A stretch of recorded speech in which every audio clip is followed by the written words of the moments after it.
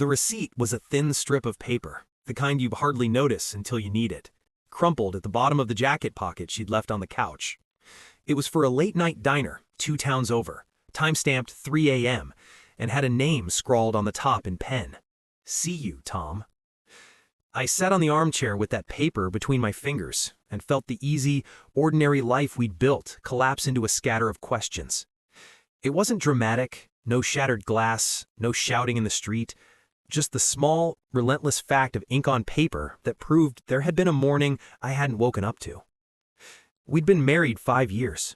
In that span, we'd managed to map our days into comfortable patterns, grocery lists with shared shorthand, a rotation for taking out the trash, a Saturday ritual of buying stale pastries and pretending they're still good.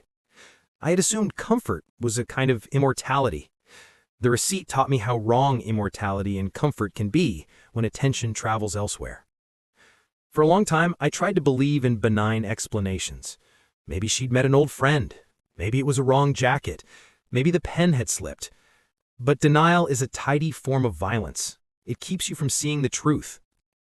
When I asked her about it, she looked at me with a tiredness I hadn't seen before, as if the admission of what she'd done had been waiting behind other, quieter confessions. "Tom's from work," she said. "We had to go over something." Her voice was steady, too steady, like somebody who'd practiced being accidental. I could have demanded details, staged a scene I would have enjoyed for its clarity of guilt and innocence, but instead I listened to the slow, domestic way the story unfurled. It had not begun with malice. It began with loneliness that didn't have a face. Late nights when I worked intently at the screen, missed anniversaries because budgets were tight, the kind of neglect that accumulates like dust on things you rarely move. She told me about a project and about nights spent in fluorescent-lit rooms with colleagues who laughed at jokes she no longer found funny at home. Tom, she said, listened. He was kind in the way bored people can be kind. Attentive because attention was novel. The affair, she explained, had been a series of small compromises. Extra texts that started with, "Are you okay?" and then grew into longer confessions. She didn't offer a heroic apology.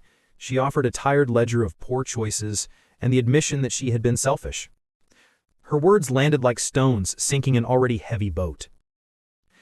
I met him because I needed to see the human shape of what had been diverting her attention. Tom was not a movie villain. He was a man with hands that shook when he ordered coffee and an apology that sounded practiced. He told me he had been lonely in a